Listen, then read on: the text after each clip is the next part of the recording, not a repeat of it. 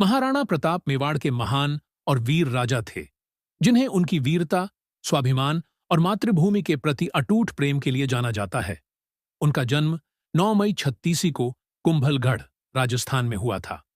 उनके पिता महाराणा उदय सिंह द्वितीय थे और माता महारानी जयवंताबाई थीं। महाराणा प्रताप का संघर्ष महाराणा प्रताप का सबसे बड़ा संघर्ष मुगलों के खिलाफ था।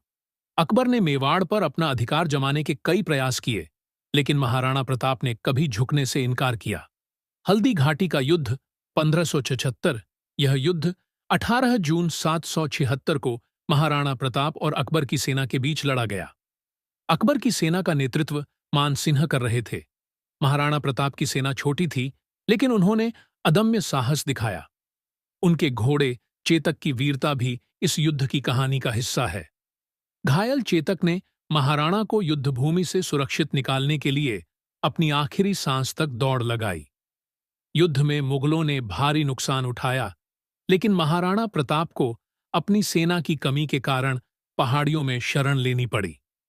जीवन जंगलों में युद्ध के बाद महाराणा प्रताप ने कई साल जंगलों में रहकर संघर्ष किया। वह अपने परिवार और अनुयायियों के साथ कठिन परिस्थितियों में रहे, लेकिन कभी हार नहीं मानी। उन्होंने अपनी प्रजा की स्वतंत्रता के लिए हर त्याग किया।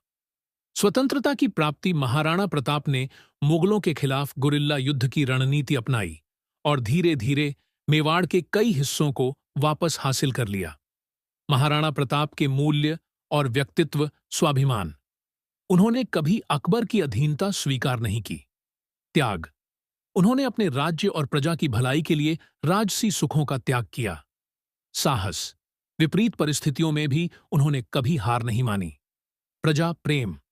उनकी प्राथमिकता हमेशा अपने राज्य और जनता की भलाई थी। मृत्यु। 19 जनवरी 1597 को महाराणा प्रताप का देहांत हुआ। उनकी मृत्यु के बाद भी उनके संघर्ष और स्वतंत्रता की भावना ने भारत के लोगों को प्रेरणा दी। महाराणा प्रताप की कहानी हमें साहस, स्वाभिमान और मातृभूमि के प्रति प्रेम का संदेश देती है। उनकी वीरता आज भी भारत के इतिहास में अमर है।